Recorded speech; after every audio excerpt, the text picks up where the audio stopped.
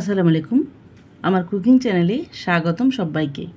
তো ভিউয়ার্স, আজ আমি আপনাদের সাথে শেয়ার করব হচ্ছে কাটা মশলায় গরুর মাংস রান্নার খুবই সহজ একটা রেসিপি। এই রেসিপিটা খুবই কম মশলায় আর কম সময়ে তৈরি করে নেওয়া যায়। এই রেসিপিটা তৈরি করতে যেমন সহজ, খেতেও কিন্তু অনেক মজা, অনেক লোভনীয় স্বাদের হয়। এই রেসিপিটি রান্না করে যাকে দিবেন সেই কিন্তু খেয়ে খুবই খুশি হবে।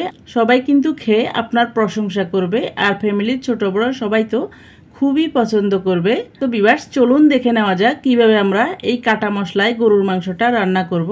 কাটা মশলায় গরুর মাংস রান্না করার জন্য আমি প্রথমে নিয়ে নিয়েছি গরম মশলা। এই গরম মশলাগুলোকে আমি আস্তই দিব। প্রথমে আমি এই মশলাটা দেখিয়ে দিচ্ছি, এরপর যখন ম্যারিনেশন করব তখন একে একে আপনাদেরকে নামটা বলে দিব আর পরিমাণটা বলে দেব। এরপর নিয়ে নিয়েছি 1 কাপ পরিমাণ পেঁয়াজ কুচি, নিয়ে নিয়েছি হাফ কাপ পরিমাণ রসুন কুচি। এখানে দুটো বড় সাইজের রসুনকে আমি মোটা মোটা করে কেটে নিয়েছি। এরপর নিয়ে নিয়েছি 2 থেকে 3 ইঞ্চি পরিমাণ আদা, আদাটাকেও আমি মোটা করে কেটে নিয়েছি। এরপর নিয়ে নিয়েছি 1.5 কেজি পরিমাণ গরুর মাংস। এরপর এই মাংসটাকে আমি প্রথমে একটা পাতিলে দিয়ে দিয়েছি ম্যারিনেশন করার জন্য।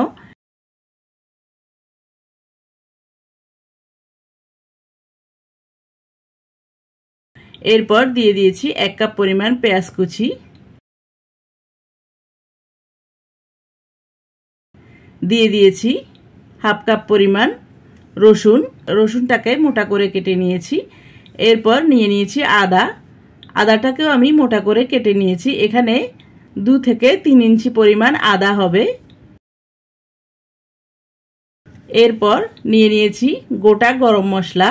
ব্যাস, এই হলো আমার আজকের মশলা। এখানে আমি আর কোনো মশলা দেব না। তো ভিউয়ার্স, এখানে আমি গরম মশলাটা দিয়ে দিচ্ছি আর একে একে নামগুলো আপনাদেরকে বলে দিচ্ছি। এখানে আমি দিয়ে দিয়েছি 4 টুকরো দারুচিনি, দিয়ে দিয়েছি 7-8টার মতো ছোট এলাচ, এরপর দিয়ে দিয়েছি 10-12টার মতো লবঙ্গ, দিয়ে দিয়েছি 15-16টার মতো আস্ত গোলমরিচ, এরপর দিয়ে দিয়েছি 3টা তেজপাতা, তেজপাতাটাকে আমি মাঝখান দিয়ে কেটে দিয়েছি। এরপর দিয়ে দিয়েছি 10-12টার মতো শুকনো কাশ্মীরি লাল মরিচ। কাশ্মীরি লাল মরিচে কোনো ঝাল হয় না, শুধু কালারের জন্য আমি এই মরিচটা দিয়েছি। আর খুবই অল্প পরিমাণে ঝাল হবে, আর যেই ঝালটা আসবে ওই ঝালটা আস্ত গোলমরিচ থেকে আসবে। তো ভিউয়ার্স, দেখতে পাচ্ছেন কথা বলতে বলতে আমি এই কাশ্মীরি লাল মরিচগুলোকে 2 অংশ করে কেটে নিচ্ছি। এরপর দিয়ে দিচ্ছি ছোট 1 টুকরো জায়ফল, দিয়ে দিচ্ছি 2 টুকরো জয়ত্রী ফুল, এরপর দিয়ে দিচ্ছি একটা স্টার মৌরি, দিয়ে দিচ্ছি 2টা বড় কালো এলাচ, এরপর দিয়ে দিচ্ছি 3 টেবিল স্পুন পরিমাণ আদা রসুন বাটা, দিয়ে দিচ্ছি 4 টেবিল স্পুন পরিমাণ পেঁয়াজ বাটা, দিয়ে দিচ্ছি ভিনেগার। এখানে আমি রাঁধুনি হোয়াইট ভিনেগারটা নিয়েছি। এরপর এই ভিনেগারটা আমি এখানে 1 কাপ পরিমাণ দিয়ে দিয়েছি। মাংসের পানি আর এই হোয়াইট ভিনেগার দিয়ে আমি আজকে মাংসটা রান্না করব। এখানে আমি আর কোনো ঝোলের জন্য পানি ব্যবহার করব না। তো ভিউয়ার্স, এখানে হোয়াইট ভিনেগারের বদলে আপনারা টক দইটাও ব্যবহার করতে পারেন, তবে বেস্ট হবে হোয়াইট ভিনেগার দিয়ে রান্না করলে। এরপর দিয়ে দিচ্ছি হাফ কাপ পরিমাণ সরিষার তেল, এরপর দিয়ে দিচ্ছি স্বাদ মতো লবণ। ব্যাস, এখানে আর কোনো মশলা আমি দেব না। এরপর আমি সবগুলো উপকরণ মাংসের সাথে ভালো করে মেখে ম্যারিনেশন করে নেব। একটু সময় নিয়ে 5 থেকে 7 মিনিট পর্যন্ত আমি মাংসটাকে আলতো হাতে মেখে নেব। এখানে আমি হাড়, চর্বি আর মাংস 3টাই নিয়েছি। চেষ্টা করবেন আলতো হাতে মাংসগুলোকে মেখে নিতে, না হলে কিন্তু হাড়ের সাথে লেগে হাত কেটে যাওয়ার সম্ভাবনা থাকে। তো ভিউয়ার্স, দেখতে পাচ্ছেন কথা বলতে বলতে আমি মাংসগুলোকে ম্যারিনেশন করে নিয়েছি। এরপর এটাকে ঢেকে দিয়ে আমি 1 ঘন্টা বা 30 মিনিটের জন্য রেস্টে রেখে দেব। আমি এখানে 30 মিনিট পর্যন্ত রেস্টে রেখে দিয়েছি। 30 মিনিট পর আমি মাংসটাকে চুলায় বসিয়ে দিয়ে চুলার আঁচটাকে মিডিয়াম ফ্লেমে রেখে জাল করে নিয়েছি।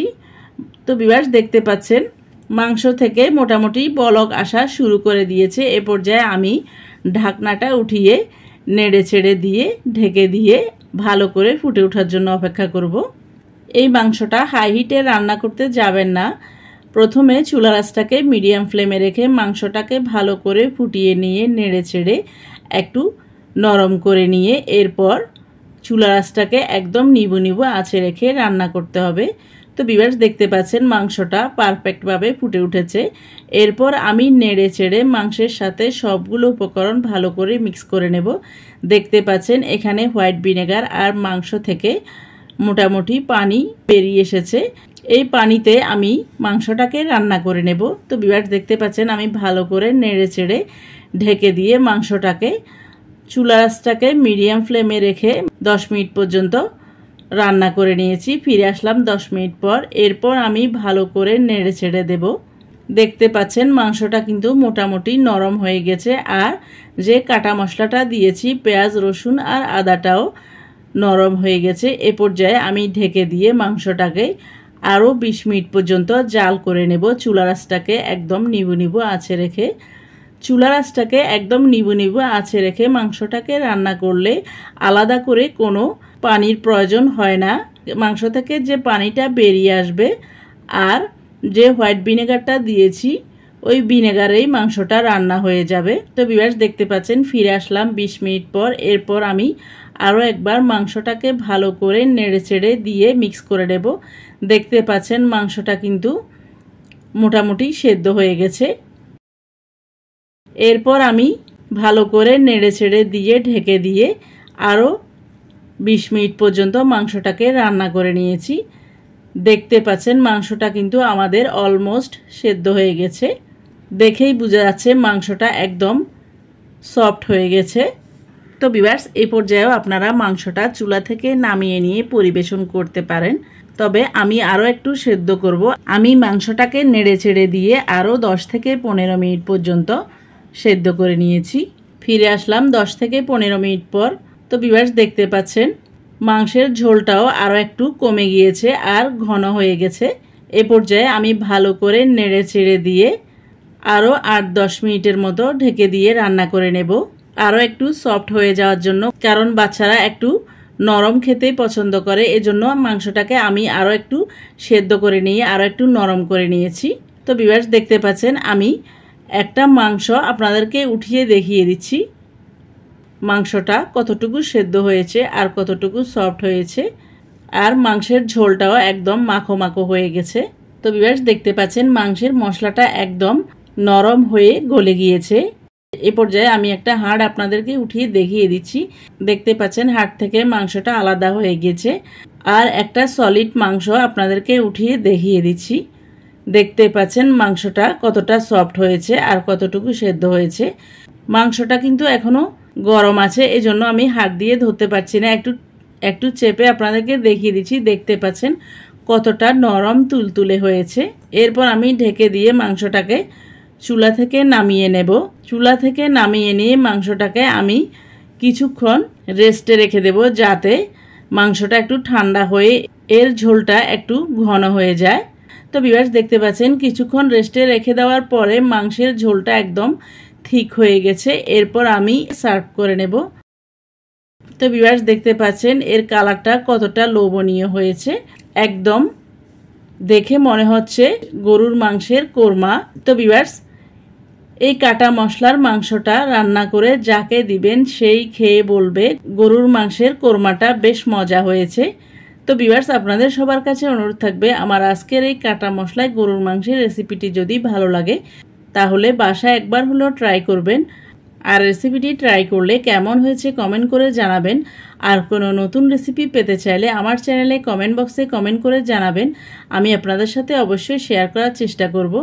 তো ভিউয়ার্স আবারও আমার রেসিপিটি ট্রাই করার অনুরোধ জানিয়ে আমার চ্যানেলকে লাইক কমেন্ট শেয়ার ও সাবস্ক্রাইব করার অনুরোধ জানিয়ে আজকের মতো এখানে বিদায় নিচ্ছি। আবার দেখা হবে নতুন কোনো ভিডিওতে নতুন কোনো রেসিপি নিয়ে। সে পর্যন্ত সবাইকে আসসালামু আলাইকুম, আল্লাহ হাফেজ।